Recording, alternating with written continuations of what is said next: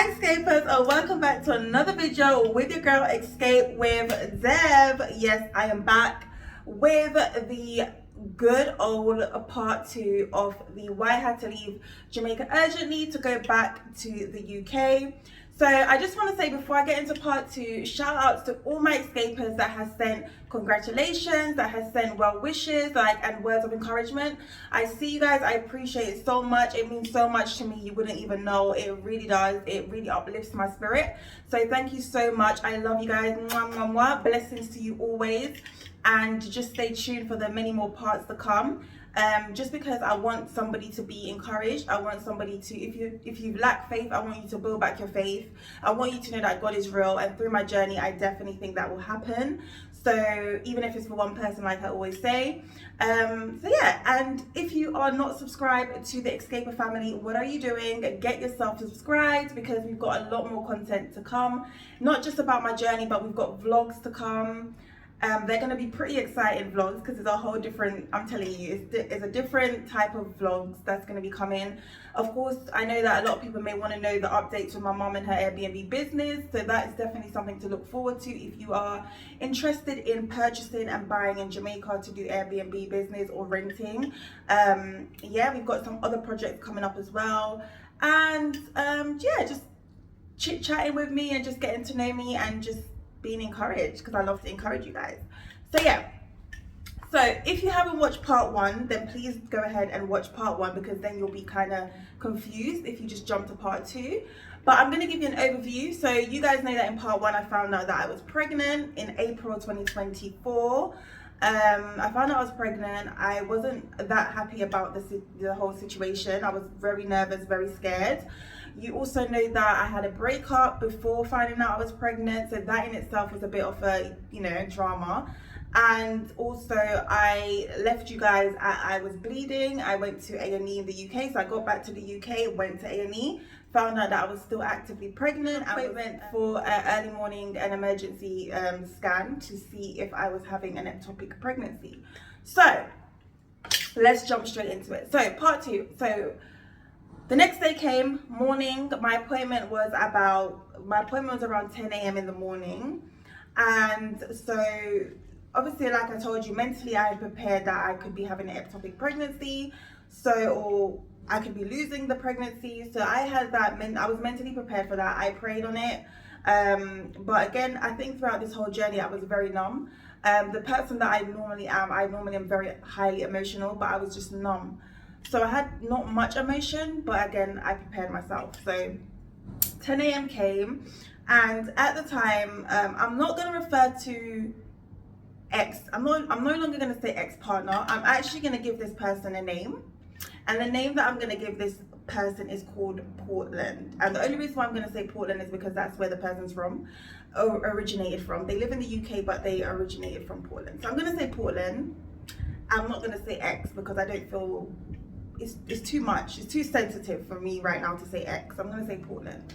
So Portland called me. I think he texted me that morning just to find out if I was ready or okay, or like the time of the appointment and stuff like that. So that was good. And I went straight over to the hospital. If you know the UK and you live in East London, my hospital at the time was Homerton Hospital. So I got over to Homerton Hospital, went up to the appointment, and while I was sitting there, guys, while I was sitting there waiting for my name to be called, I was just looking around, and I was thinking, is this real? Like, is this my life? Like, what am I doing in the yellow? Because it's like a yellow for maternity in Homerton Hospital. The color code is yellow. So I was thinking, why am I in the yellow area? Like, why am I in this area? I shouldn't be here. So I was just trying to get to terms with what was happening, because everything, as I said, happened so fast for me.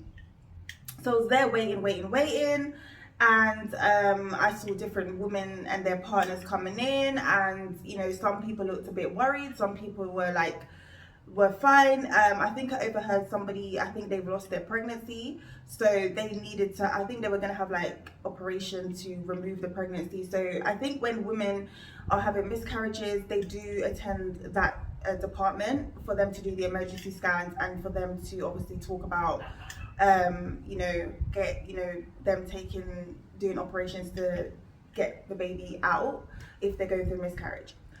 So my name got called, I went in, I laid on the bed.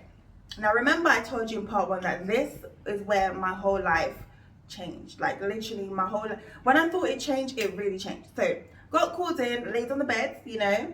They picked, you know, I had to lift up my t-shirt at the time, and they put the jelly on my stomach, and she started to roll the little machine thing on my stomach.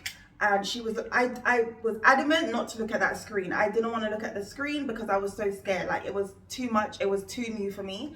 So she was there. She was rolling. She never said much. And then she said, let me get closer. Escapist, tell me why I laid on the bed and this lady is doing what she's doing. And then she says to me, oh my God, you're having twins. Yes.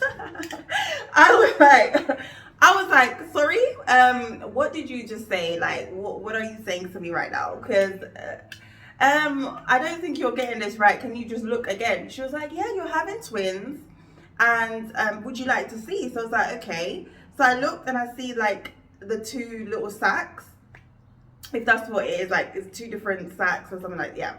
So she was like, yeah, you're having twins. She's like, you poor thing. That's why you've been so sick, because obviously you're having 2. So that's going to cause you to be a lot more sick than a regular person that's having a singleton pregnancy. So I was like, oh my God. I was like, God, no. So after just getting to terms with the fact that I'm pregnant, I'm now having to get to the fact that I'm having twins, guys. I'm having twins. Like, it was crazy. I then started to think, okay, me and my cousin are now going through the same, like literally it must be the same, because as I told you, my cousin had twins the year before.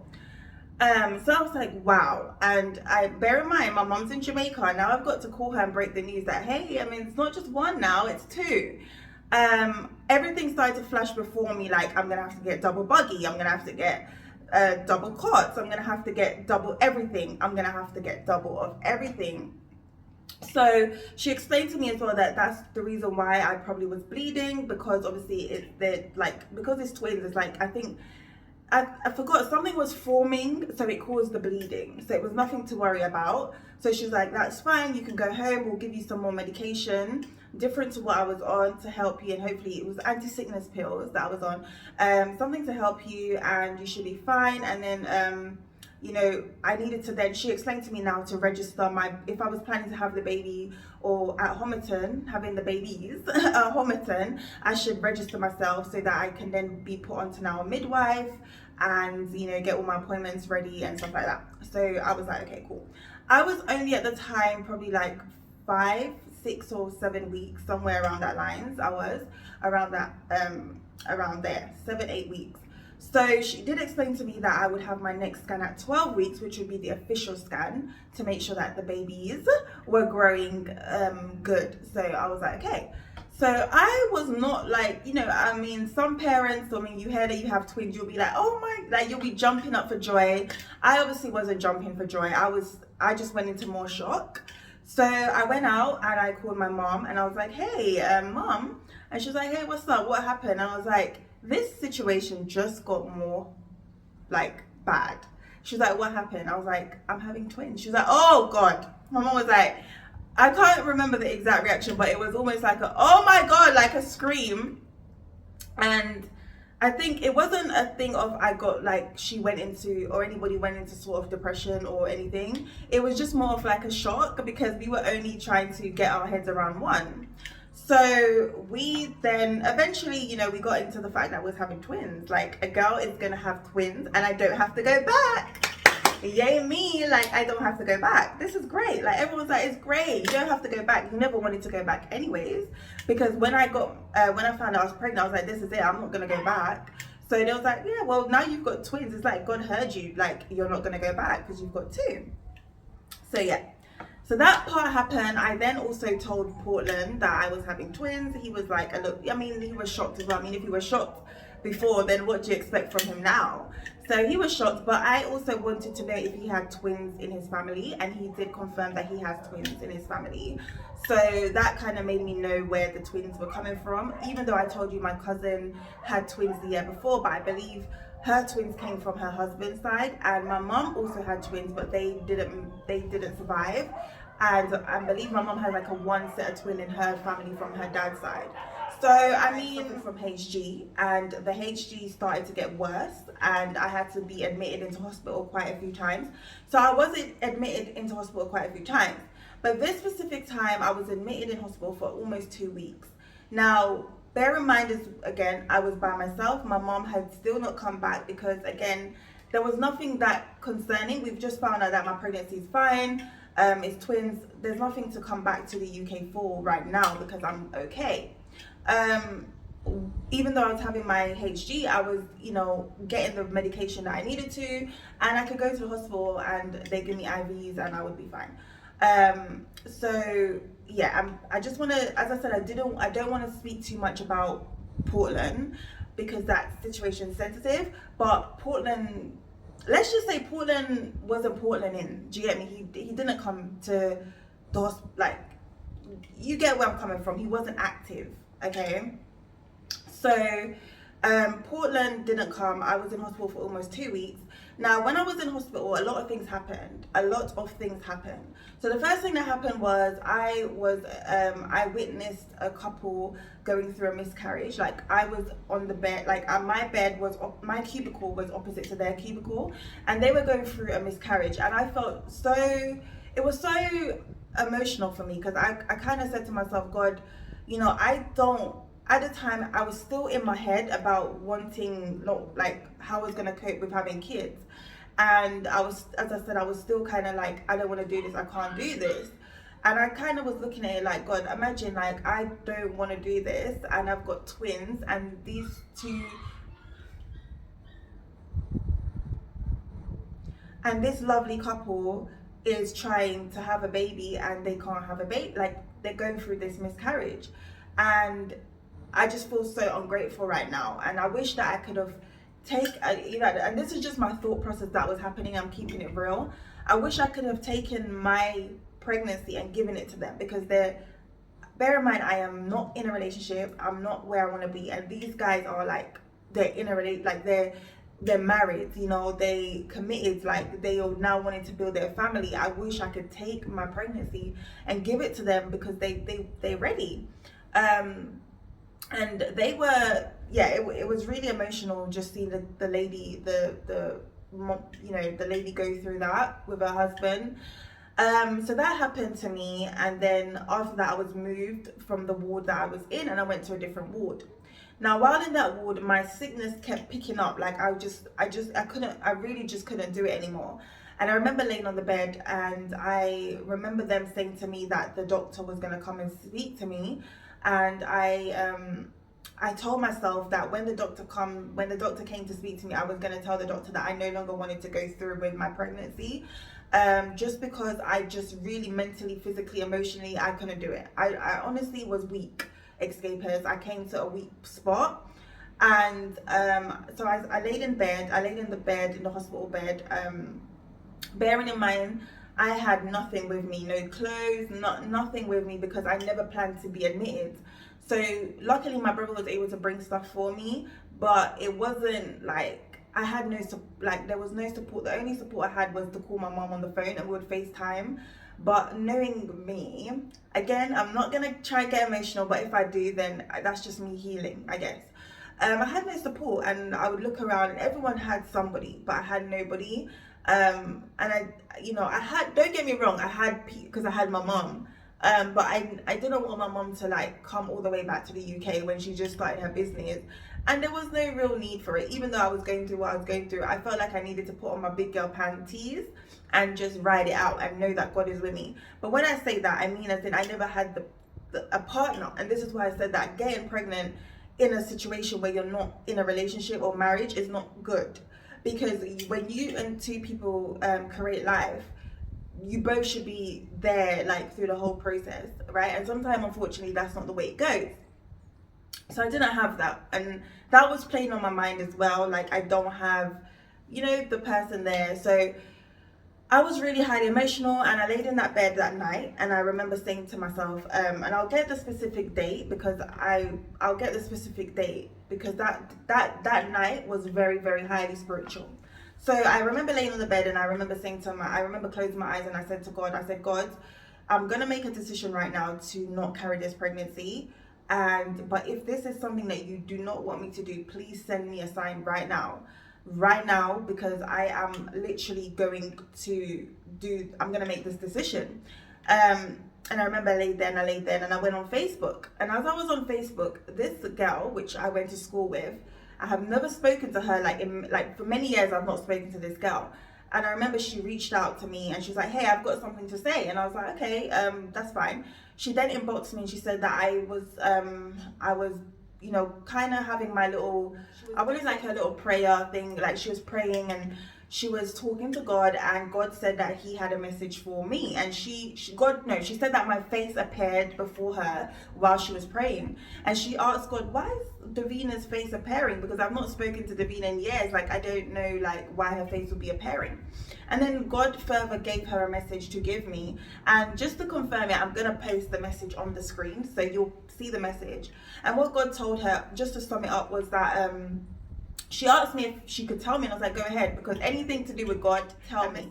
So she said that God said to her that I was going to make a decision, and the decision that I was going to make, he would not be over, just to sum it up, like I said, he wouldn't be happy about that decision, and that he's with me, and that the enemy is trying to kill, steal, and destroy.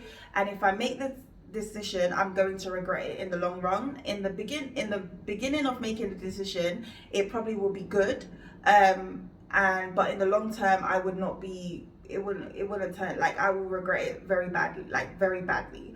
So right there, I was like, oh my God, like right there, I was like, wow, like God answered he answered me. Like I said, I laid in that bed, I shut my eyes, and I was crying, and I said, God, you need to send me a message right now. And right there and then, literally within minutes, that she came and told me that. And I knew from that day that no matter how I feel, no matter how much pressure is on me, I have to go through with this. I have to go through this journey, because there's a reason, there's a purpose on my pregnancy. There's a purpose on everybody's pregnancy, but for me, just the way it was going, there was a purpose. So I need to continue. So I did. I continued the journey, and I went through countless admissions of, you know, countless hospital admissions with my HG, being sick, vomiting, weak, and just mentally not knowing if I could go through. But I had to, because like I said, God sent this message to me. That in itself was a testimony. Now, as we got through, days went by, my 12-week scan now came up. So officially, you have a 12-week scan when you're pregnant. That is to see if your baby is growing and, you know, where the baby's at. It's very early days, but that is what that 12-week scan is for. It's the official scan. So my 12-week scan came up. I was excited. I was still in my way because I was sick, but I was just trying to get up to that level, upbeat level, that I'm going to be a mom and everything like that. At this point, I still had no, like, my mom was still in Jamaica, but I had her because she was always on video call. Beauty of having video call is that we can stay connected. So she was on video call always, and she was always calling me, like, every minute, every second. Like, I was always calling her. So the 12-week scan was in June. So I went and had my 12-week scan. So again, Portland was no longer in the UK. He went to Jamaica. And I knew he was going to Jamaica because that was something that was said to me before I found out I was pregnant. So I knew he was going to go to Jamaica. So that wasn't a problem for me. And yeah. So 12-week scan came, and I went to my 12-week scan, and I didn't know what to really expect because it's my first time being pregnant. I didn't have my blue book as yet. If you are in the UK and you ever get pregnant, or you have been pregnant, you'll know what that big old blue book is. When you see it, you know that the girl is pregnant. So I didn't have my blue book as yet. So I went into my 12-week scan, same thing, jelly. There was about 2 oh God, let me not tongue tie myself and sound dumb, but you know, they were there doing the scan. I will put the name of them, obstetric nurse. Like, I don't want to tongue tie myself, but I went in there and they did my scan, and they confirmed that it was twin pregnancy. They confirmed that it was DD twins, so that means that my babies were in separate placenta, which is one of the most safest twin pregnancies that you can have. You can also have pregnancy where the babies share placentas and stuff like that. That can be dangerous. So my pregnancy, they confirmed, was the most, I mean, it was still high risk, but it was the safest twin pregnancy that you can have. So they were in separate placenta doing their own thing. And yeah, I didn't know the gender because, again, at 12 weeks, you do not know the gender. So I only knew that they were in separate placentas. I was fine. And babies were good. That is what I was told. Babies were good. They're growing where they are where they should be, and everything was good. And they just kind of gave me information that I could do. I could have a blood test, so I can find out if, like, you can do early blood tests to find out if your baby will have Down syndrome or any diseases or anything like that. So I went ahead and I took the blood test because I wanted to know, anything that I can know early would be great. So I did go ahead, I did my blood test, and after that I was free to go. They also spoke to me about doing like an experiment to see, like, for preeclampsia, but I didn't want to do that. I don't know, as much as I wanted to know certain things, I didn't want to put anything in my body, and that would require me to take like certain pills and stuff like that, and I was already on enough medication with my sickness, so I wasn't really interested, so I didn't take part in that. So I went home, and now we started to plan for baby shower. I started to look at things like, twin buggies, like twin cots. I started to get excited, and I also relayed the message to Portland, but Portland didn't answer me or give me any sort of, Portland didn't care because Portland was in Jamaica. So anyways, I relayed the message, obviously told my mom the updates, told anyone that knew the updates, everybody was good. Because I had hit 12 weeks, we started to tell one or two more people, like my uncles and stuff like that. We started to tell them that, yeah, hey, I'm pregnant. And everyone was like, oh my God, you're pregnant. So yeah, that was all done. Everything was great. I was still sick, but I was still trying to enjoy moments. I would put up 1-2 videos of me trying to enjoy the moment. Of being a mom of 2. So all of that happened, 12-week scan, like I said, and then my 20-week scan was now approaching. I'm in between 12 and 20 weeks. I was just sick, guys. There was nothing exciting going on apart from me just trying to figure out how I'm going to do a baby shower and everything like that. So 20-week scan came. My 20-week scan was in August, I believe. Yeah, August my 20-week scan was. Now the 20-week scan is a lot more exciting than the 12-week scan, because the 20-week scan, you find out the gender, you see your baby on the screen, you get to know a lot more about the baby, like if the baby's growing, like a lot more is happening with your baby. Your baby is now like a proper baby. So I was excited. Now prior to that 20-week scan, my mum had planned to come back to the UK to attend the 20-week scan with me. But Portland had said he was going to attend that 20-week scan. So we were good. Like, everything was planned that I was going to go to the 20-week scan with Portland, and yeah, it would be great. Now, when the 20-week scan came up, tell me why one day before my 20-week scan, Portland says, oh, I cannot attend the scan because I've got work commitments, I've got training. Now, like I said, I do not want to get too much into the situation because it's very sensitive, and I'm not ashamed of anything that's happening when it comes to that situation, but I don't want to dive into it in this moment because it's very sensitive. I think that needs a whole video by itself, and that's even if I want to do that, because I don't know if I want to even highlight or give attention to the situation, but we'll see, like I said in part 1. But I will probably I have to give bits and bobs about it because I can't leave bits about the situation with Portland because then it will kind of mess up the whole, what I'm trying to come out with my journey.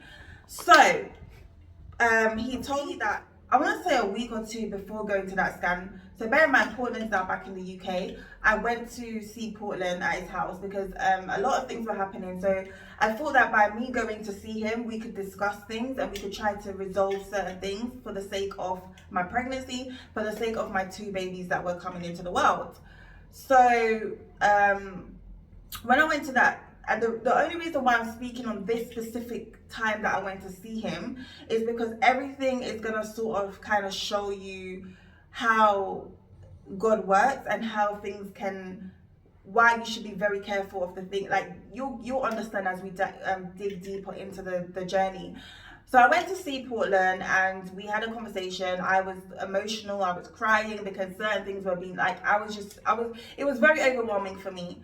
But I remember this one specific thing he said. He said to me, there's something that I want to ask you. And I was like, go ahead, ask me. And he said to me, well, if they told you that the babies had a disability, would you get rid of the pregnancy? And I said I remember chuckling and I remember saying no, like why would I get rid of the pregnancy? Because bear in mind the friend from school, the school friend had sent me that message. So I don't want to think about, as much as I am still in my thoughts, I don't want to really think about having any sort of abortion because God has already told me that you need to go through this process and I'm going to listen to God, okay? I won't listen to nobody else, but I'm going to listen to God. So, I remember saying to him no, and he was like, no. Like, I remember him saying, no, you have to. Like, if you find out the baby has a disability, you need to get rid of the pregnancy. And at the time when he said that, I didn't think nothing deep. I just thought, because he says a lot of things that just doesn't make sense. He's a weird one, but he says a lot of things that doesn't make sense. So I was like, okay, no, I'm not gonna get rid of my pregnancy. And I said to him, but what if they don't find nothing out during a scan, but when the baby's born, the baby has a disability, then what then? And he was like, well, that's different. If the baby's born with a disability, then I would accept the baby. But if they're telling me that the baby's gonna have a disability before, I don't want the baby, so you need to get rid of it. That was that. Conversation ended, conversation dead. I went back to my house because I don't know what you're on about. Do you know what I mean? I don't know what you're talking about. So let me go because I'm not going to indulge in this conversation any longer. So I went home and now my 20-week scan has approached. It's now August. I believe it was sometime in August. My 20-week scan has approached, and let me say that this is the most hurtful thing that anyone could do to somebody that is pregnant. But one day before my scan, bear in mind, my mother, who is my best friend, who I would have loved to have had at my scan, did not come because she trusted that this person, now as I said, I do not want to go deep into the situation because it's highly sensitive, and if I do choose to do it, it will be in a whole different video, and I'll only be doing it because I want to help another woman, or I need the men to know that when you do get a female pregnant, that you need to be there 100%, but we won't go too deep into that. Now, a day before my 20-week scan, he sends me a message. He doesn't call me. He sends me a text message to say, I'm not going to be able to attend your scan because I've got work commitments, I've got training. I didn't know whether to laugh, or whether to cry, whether to scream, whether to shout, but I was highly hormonal. So I probably told him a 1-2 thing because I'm thinking, how dare you? How dare you tell me and my mom that you're going to attend an appointment and you do not attend? This is not something to play with.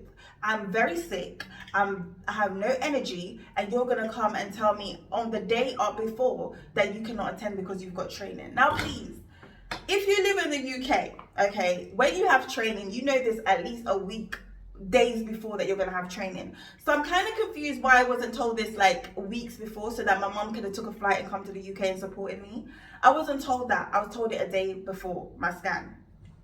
Anyways, I'm a queen. I'm going to champ through this and I'm going to have my mom on the phone, so it's okay. It's fine. Do you go to your training because it's that important? And another thing in the UK, when it comes to pregnancy, your employer will normally give you time off to go and attend appointments. If you tell them that you're expecting a child, they will give you time off. It is by rights to give you time off to attend your appointments. So what he was saying to me, I was like, sir, I don't know who you're talking to, but I'm not uneducated. Okay, thank you. So anyways, yeah, sorry, because that's why. Anyways, yeah. So 20-week scan came. I had an early appointment. I went to my 20-week scan by myself. And yeah, I went into my scan and the same thing, they rub the jelly, they look at the screen, but this time I'm laying this way, I'm looking up, the screen is there, I can see my baby. This was the first time that I was gonna see them like proper, like formed up, you know, like a baby. So I remember them doing it, I heard the heartbeats, it was just beautiful. It was really, really beautiful moment. Yeah, so they were doing the 20-week scan for me, and then one of the babies, so this is where the problem started to happen now. One of the babies didn't want to show their face. So that was my twin two. My twin two didn't want to show their face. Yeah, and that is not a good thing, because on the 20-week scan, they need to check the limbs, they need to check the face, they need to check everything about the baby. And so if the baby doesn't show the face, they are going to have to schedule in for another appointment until the baby shows their face. So the baby wouldn't show their face. They tried to push, they tried to poke, they told me to get up, turn around, do this, spin. Nothing would happen. So they told me to go away, drink something really sweet, and try to do a bit of walking, that maybe the baby will shift. So I did that for about an hour. They said to do it for about an hour. So I went, got some drink, I did a bit of walking, you know, I tried to shake my belly. I was like, baby, you need to show your face. I called my mom, I was like, Mom, we need to pray on this, because the baby ain't showing the face and I need the baby to show the face. So I came back after an hour, they called me back in, they did the whole thing. Would the baby show their face? No. That little baby didn't want to show the face. Okay, so we didn't see her face. And there was like, okay, it was too late now. It was literally, I got there for about, I want to say 8-10 o'clock in the morning, and I didn't leave that place until about 3-4 o'clock in the afternoon. So there was no other, like, they couldn't make me go away and come back again, because it was like the day was done now for like appointments and everything like that. So I had to be scheduled in for another appointment to see if they could see the baby's face. But they were able to tell me the gender. Now, because I was having a baby shower and a gender reveal, I didn't want to know the gender, so they just put it in like a little envelope and gave it to me, and I brought it home. So before I could get home, I was told this is where things got really drastic up, and they set another appointment for me to see the baby's face. They then told me, they gave me the envelope with the gender. They then told me that something wasn't right. So I was like, what's happening? So they told me that based on their findings, one of the babies, so the baby that wasn't showing their face, is not growing according to what the baby, like to what, where a baby should be. Bear in mind, a 20-week scan, you're 5 months. You're almost halfway, like, you know, you're 5 months. I was almost 6 months. So my baby should have been a certain like length and everything like that, and the baby wasn't there. So they told me, as I said, they said the baby wasn't growing according to what the baby should be. The other baby is doing really well, but this baby is just not growing. And so not only would they have to set me for an appointment to see if they could see the baby's face, but they needed to set me up for like an emergency appointment to see like the bigger doctors, to see what was happening and to see if what they were seeing was correct, because they didn't want to just give me something and then maybe it's not correct, because sometimes that can happen. They needed a second opinion, and the best person to see would be the doctors that are qualified in that department. She also tried to reassure me that it's fine, don't worry, you know, it's twins, like sometimes, you know, you have big twin, little twin, that can happen, and maybe that's what it is. And then obviously, you know, I'm going through HG, so that could also be affecting the baby as well. But when I go to that scan, they will tell me more information. So I'm supposed to be excited, guys. I've got my gender of my babies. I saw the heartbeats, I saw my babies on the screen, and I'm now going home to, you know, uncertainty. Like, I don't know what's happening. I remember going home, and I remember laying on the bed, and I remember just being numb, and I remember calling my mom and saying, hey, like, they've just told me that the baby's not growing, like something's wrong with the baby. And I didn't, as I said, guys, throughout this journey I was numb, so even if I didn't cry, I just was just in my head like, God, what is happening? So after being being nervous about the situation, wanting to quit, to accepting it, to then finding out I have twins, to then accepting that, to now being told that one of the babies is not growing, is crazy.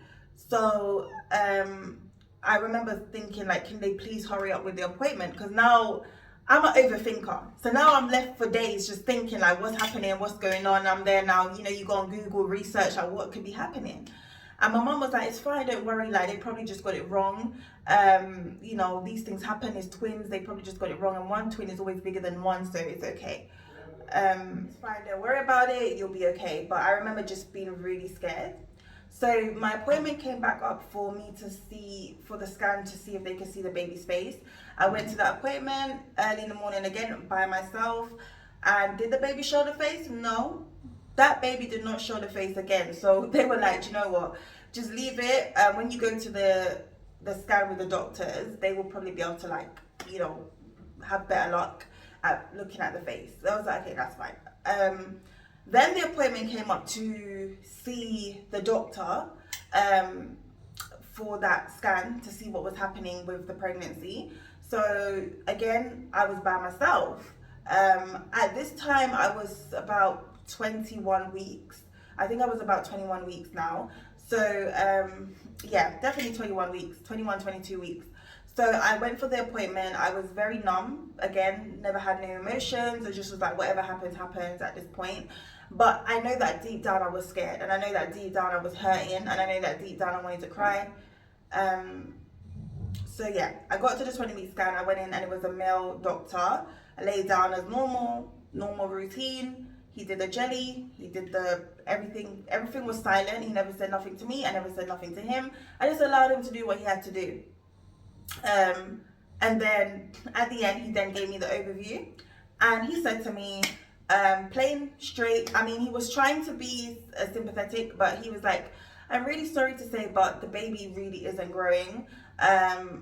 You're almost like, we're almost halfway in the pregnancy and the baby isn't even 1 pound. You know, the baby's not growing. The other baby's doing well, but this baby is not growing. It could be down to genetics. It could be down to the placenta not working. So it's something called irregular growth restrictions, where the baby's irregular growth restricted, meaning that the placenta is not working. So he said he believes that it's to do with the placenta. Based on, he definitely thinks is to do with the baby's placenta. So I just want to add in there that he was able to see the baby's face. So he was able to do that part. But as I said, he broke the news that the baby wasn't growing. He then said to me that very likely there's no chance this baby is not going to make it to full term. The baby is going to die. So I was like, wow, okay. So after getting into the beauty of having 2 babies, I'm now gonna lose one. And he was just like, I'm really, really sorry, and do you not have anybody with you? And I was like, I do have my mum, but she's not here at the moment. And he was like, next time, you know, you need to bring somebody, because obviously this is not good for, it's just not good. It's not good news. So yeah, he told me, and he also told me that even if the baby did survive, the baby would have a severe disability. So yeah, but more than likely the baby is not going to make it through full term or at all. The baby's probably going to pass away within the next few weeks. So I was confused because I thought, he said that they would have known this from my 12-week scan. So I was thinking, well, why didn't no one say anything to me if you knew this from 12 weeks? I'm now like 21, 22 weeks deep in. I have a bump, like I can feel movement, and now I'm being told that my baby's not gonna make it. Right there, that day, my whole life definitely went downhill. I don't know who I was. I don't know who, Davina wasn't there. I was just going with whatever God was saying at this point, because I just didn't know what to do. And I remember before I left the appointment, he sat with me and he said to me, well, you know, you do have the option of abortion, because families normally tend to go with that option because they don't want to go through with the whole tragic, you know, losing the baby and you know, just the tragedy of it all. So families often select the abortion option, and they were very happy, not happy, but they were definitely okay with assisting me if that's something that I wanted to do. And I just said to him, no, I don't want to have an abortion. Like, if my baby's going to pass, then let the baby pass inside of my womb. Like, let God make that decision. I didn't say that to him, but in my mind I was like, let God do it, because again, God told me not to have an abortion. I'm not gonna have the abortion. I'm not doing it. So I went home and I told my mom, and I was very upset. Now I'm crying. Now I'm hurt. Now I'm very upset, because now they've confirmed to me that my baby's not growing. They've confirmed to me that the baby's gonna die. There's nothing else. The baby's not even a pound. Like, my other baby's there growing healthily, and the other one is just not doing. It's just stuck. So my mom was like, okay, that's it. I'm coming. Like, my mom was like, that's it. Get me a flight. I'm getting out. I'm coming now, because this is bad. Right? So my mom eventually did get back to the UK, and she brought Insure. My mom bought she bought the whole of Jamaica back for me. My mom's like, this is it, like, you need to start eating food, because I wasn't eating, guys. I couldn't keep any food down anyway. So, and now that I've got the news that my baby's gonna die, I can't eat. So my mom was feeding me up on everything that she could. My brother started to give me coconut water, because he read online about, you know, the placenta not working, because they confirmed that my baby, it was the placenta, and it was my baby was irregular growth restricted. So he said that on the Google, the advice was to drink coconut water. So every day my brother would chop up some coconut water, give it to me. Whenever I wanted coconut water, he would give it to me. My mom was cooking up porridge, soup, anything that I felt for, she was cooking it. And I was on steroids, so I wasn't as sick as I was before, but I still was in and out of hospital, because there was moments that I couldn't, it wasn't working for me. So yeah, I'm trying to sum it up, because it was a long journey, but I don't want to I don't want to be repetitive of what I say, because it's literally the same thing, me being sick, going to hospital, me being sick, going to hospital, and everything like that. So bear in mind, when I found out the information about my the baby not doing well, I didn't tell Portland, because Portland was blocked, because after that disappointment of him not coming to that scan, which was a 20-week scan, which is where I found out initially that something was wrong, I didn't feel the need to have that energy on, I didn't need it. So I didn't tell him anything at that moment. So yeah, that was that. I was told that my baby wasn't gonna make it, guys. Again, I'm here now, I'm telling the story, and I know that I probably want to cry, but I'm just numb, you know, I'm numb to it all. Even came back to the UK, the very day that the doctor told me that the baby was gonna die, I went into a mental breakdown. So that night, I ended up at A&E, and I had to see someone from the mental health unit, because I didn't know. I couldn't do it. I just couldn't do it. Like, I just felt so over it. I felt over life. I was sick. I was like, this is just a punishment to me right now, because, like, come on, you know. And I remember saying, like, I wanted to know the gender of my babies, because I no longer wanted a baby shower. I never had a baby shower. I never wanted a gender reveal. None of this was fun to me. None of this was good to me anymore. I don't want it. So I found out that my baby was a boy and a girl. So the baby that was dying, which is twin 2, was a girl. That blew me, because I always wanted a girl. Since finding out I was pregnant, I wanted a girl.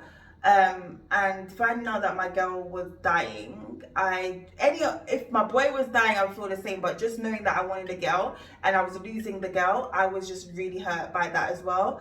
And yeah, I just went into depression. My mom then came back, like I said, bought all the stuff, had all the food. Things were starting to feel a little better for me, because I had my mom now. I had support.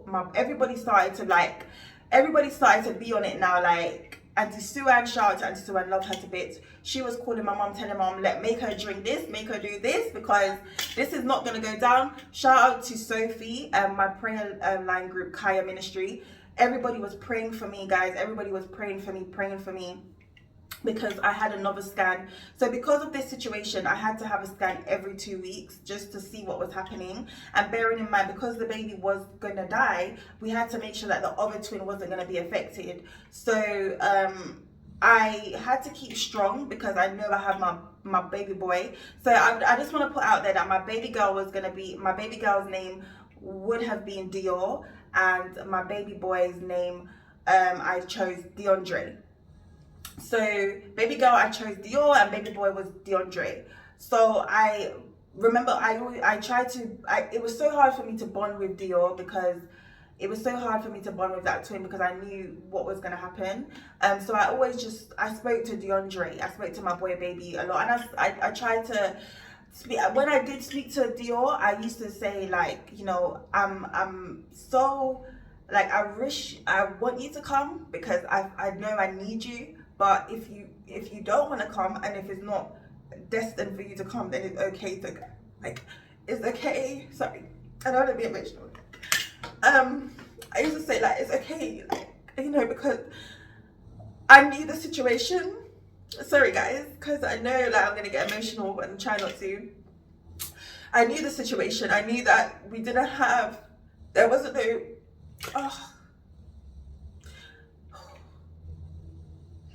like, I wasn't having them in a family unit. Like, I never had, like I said, I never had a partner, so I never want to bring kids into a situation where there's no mom and there's no dad. Because I never had it.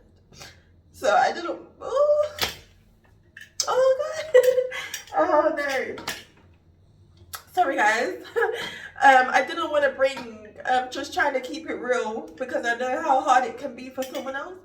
I didn't want to bring my kids into that. So I told my daughter, like, you know, if you don't want to come because of all the stress and everything that was happening, it's okay. And I'll always love her. And I remember asking my mom, like, how will I feel when she leaves? Like, will she be okay? Like, is she gonna struggle? Like, my main concern was that she's gonna struggle and take that last breath. And I didn't want her to hurt. I didn't want her to hurt. Sorry guys, trying to catch back.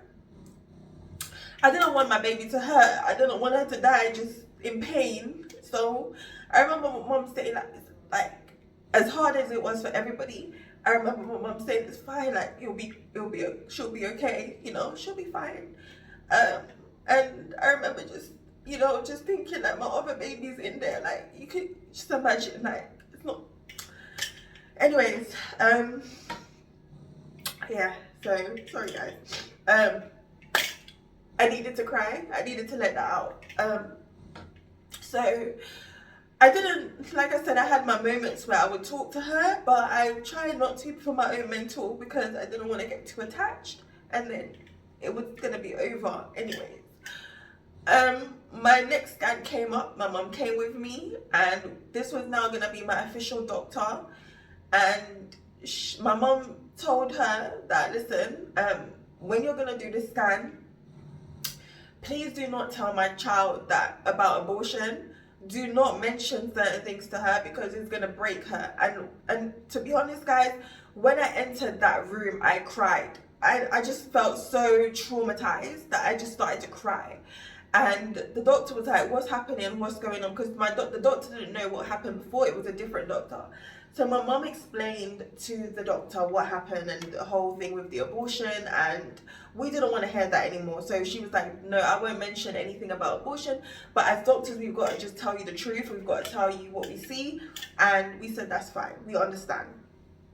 So she was a lovely doctor, a very, very lovely doctor. She was a lovely person, honestly. She could only do her job. So I laid on the bed and she did the scan again, and she tried to keep it nice and friendly with me.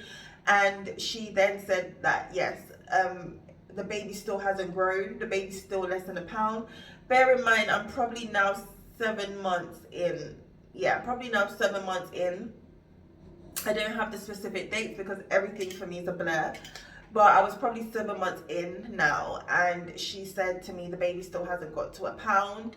The other baby's doing really well, and definitely in the next 2 weeks the baby's heartbeat is going to stop, and we should just prepare ourselves for that. And I remember asking her, what will I feel, and what will happen, what do I need to expect when I'm losing the pregnancy, not the pregnancy, but when I'm losing that baby. She was saying to me that I wouldn't, like, nothing just like tragic, like nothing crazy would happen. I probably wouldn't even notice because the other baby's in there active, so I probably would just think that both babies are active, so I wouldn't really notice anything. But if I do find that movement has completely stopped, that I need to go to the delivery suite to make sure, to get like a scan or whatever, to make sure everything was okay. She did so also tell me, because I asked her, will I be able to carry carry the pregnancy, like my other baby, or will my other baby be affected? And she said no, the other baby wouldn't be affected by it. And everything will be fine. They'll just have to keep seeing me every 2 weeks to confirm that everything will be fine. But of course, they cannot help the other twin. There's no way around it because it's twins. They can't go. If it was a singleton pregnancy, they probably could do something more. But because it's two and they don't want to affect the other baby, there's nothing. They just have to let the baby go. Like the baby just has to go when the baby, that's it. So we still kept praying. We still, I still kept eating the food. Like my mom still kept giving me food.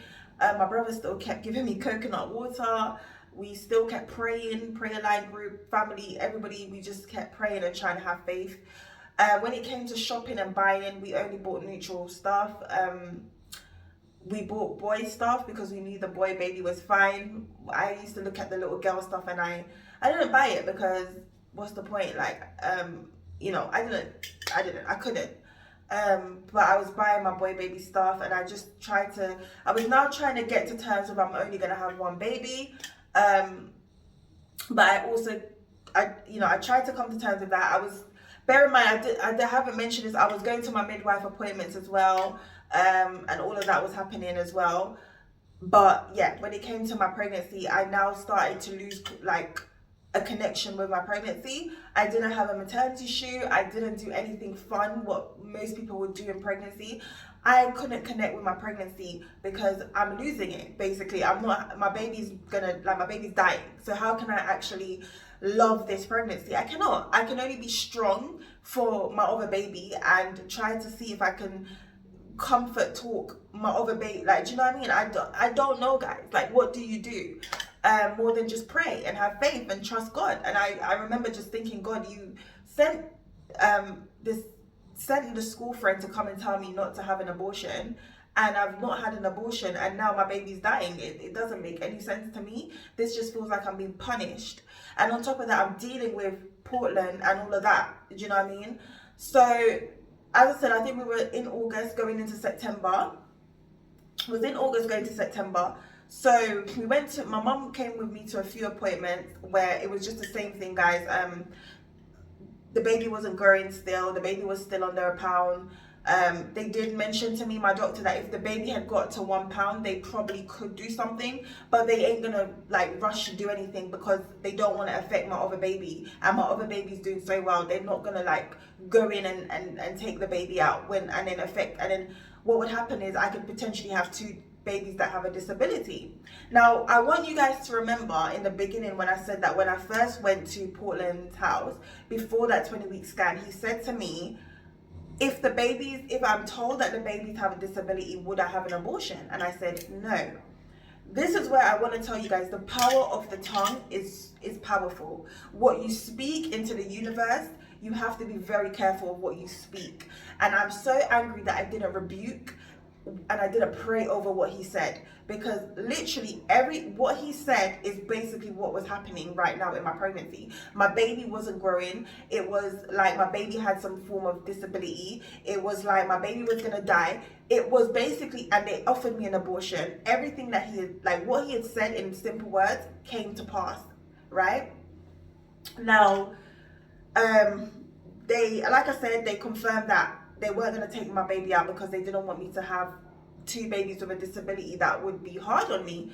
Who are you to tell me what would be hard on me? God is the creator of life, So anyways, we went about it. My mom came back to Jamaica because she came back for 2 weeks, and then she would be back in time for my next 2-week scan. Because I was fine now. I was not vomiting as much. I was gaining some energy. Mentally, I was, getting to terms with, losing my baby. So not accepting it, but I mentally could stand on my feet and I could, you know what I mean, So yeah, my mom came back to Jamaica. This was now September. My mom came back to Jamaica now, and I had Portland blocked. Remember, I said I had Portland blocked. And I remember being at work. Now, also another thing, I barely could work around this time. When I did go to work, I was there for like half a day, and then I had to go home because I was sick. I couldn't do it. But at this particular day, I was at work, and I got a message from one of Portland's family members that they wanted to know what was going on. Now, I didn't want to speak to the family member because it was too much trauma. And I bear in mind, Portland doesn't know that I'm losing the baby. So I didn't want to really have any sort of communication. So I gave my mom the number to contact them to find out what they wanted. So my mom contacted the person, and they had a conversation, and my mom let the person know what was happening, and they were not happy with how Portland was acting. They didn't know that that is what he was doing. So eventually Portland and his family came to my house. We had a discussion, and we thought everything was resolved. And in the month of September, it felt like everything had been resolved on that part because Portland started to be supportive. So now my mom said, okay, she can leave. But bear in mind, before my mom left, we had a scan. Now, this is the first scan Portland has ever been to. I've had multiple scans, and this is the first scan he ever decided to come to. So at this scan, the doctor again said to me, like, the blood flow. So baby wasn't getting any sort of nutrition, so the baby wasn't growing, but the blood flow was somewhat okay. But at this particular scan, the blood flow started to reverse, meaning that the baby now wasn't getting any blood through the placenta, the umbilical cord. The baby wasn't getting any blood, so now the heart is going, like, definitely, like, if the baby's not getting any blood, you know what's going to happen next. The baby's definitely going to pass away. So, you know, baby was holding on, and my girl was holding on. But this particular scan, Portland came in with me, and the doctor said, look, you guys need to prepare, because definitely in the next 2 weeks, this baby's heartbeat is definitely going to stop. You're going to come here and you're not going to hear a heartbeat because the blood flow is starting to reverse back now, and it's very bad, and it's dangerous. It's not good. I remember I cried a bit because this was the first time. So Portland found out that I was losing the baby, but this was the first time of him hearing the doctor say it. So I kind of felt a bit funny because me and him had not had any conversation. We're not on good terms, and now I feel sensitive, like he's in, like, you know, I just felt some type of way. But it wasn't that. I heard that my baby is now gonna die for real, and I'm seeing my baby on the screen, and I'm seeing that my baby's gonna die, and it was just too much for me. And I remember coming out of the room, and I told my mom, like, they said the baby's gonna die. And I just took my blue book and I went home. And my mom, I think we kind of heard it so much now that the baby's gonna die that we kind of just said, okay, like, what more to do? We've tried everything. We've tried, you know, every 2 weeks before going, we tried different remedies to see if it would help, and it wasn't helping. So we decided that, okay, that's it. Like, we just have to prepare for the worst. My mom decided she was going to go to Jamaica because Portland started to be supportive. So my mom came to Jamaica for 2 weeks, and then I was with Portland. I think I went to Portland's house, and I stayed with Portland for like a few days, and he was being supportive within that time. And then my mom came back from Jamaica, and Portland did a whole 360. Portland decided that he's going to go back to his old ways. And honestly, guys, I just couldn't be bothered to argue. I couldn't be bothered to beg, cry, scream, whatever. Because I was going through my own ordeal. I was losing my baby, and I had no time to deal with this stress. So it was whatever at this point. Now, my 2 week scan was coming up. And if you remember, I said earlier that the doctor said that the baby's heartbeat was gonna stop. In the next scan this scan I was gonna attend to, I wouldn't have a heartbeat. So I was prepared for that. And a few days before that appointment, because I have to remember everything, I have to go back into that trauma. So to tell the journey. So yeah, so my mom came back from Jamaica. She came back to the UK. Portland did a whole 360. He went back to his old ways, and we went to the 2 week scan. When we got to the 2 week scan, I was ready. I was like, yep. I laid on the bed. My heart was like boom, boom, boom, boom, boom.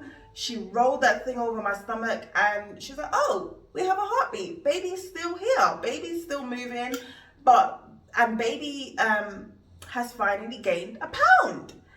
And bearing in mind, like, my other baby was like £3 something. Like, my baby was like, the other baby was fully like where it's supposed to be, but this baby was just a pound. And we was like, thank God.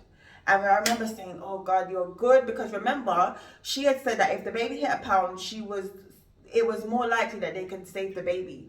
But she then said that even though the baby is a pound, they still are not going to do nothing about it, because they don't want to affect the baby, the other baby. And if you keep hearing me saying that, try to imagine me hearing this every single 2 weeks. Every 2 weeks, I heard the same thing. Every 2 weeks, I heard the same thing, right? So they then disappointed me, because they said they can't save the baby. Even though they told me that 1 week, they told me that if the baby hit £1, they would save my baby. They said they can't do it because they don't want to affect my baby boy. So I was like, all right then. I was just like, all right. There was no point. What was the point of me doing all of this stuff? My family, like, for you to break that news to me, and you know, my baby's still here. My baby's still surviving. My baby's still holding on. Like, God has got this baby holding on, and you're gonna tell me that you're gonna let this baby just die?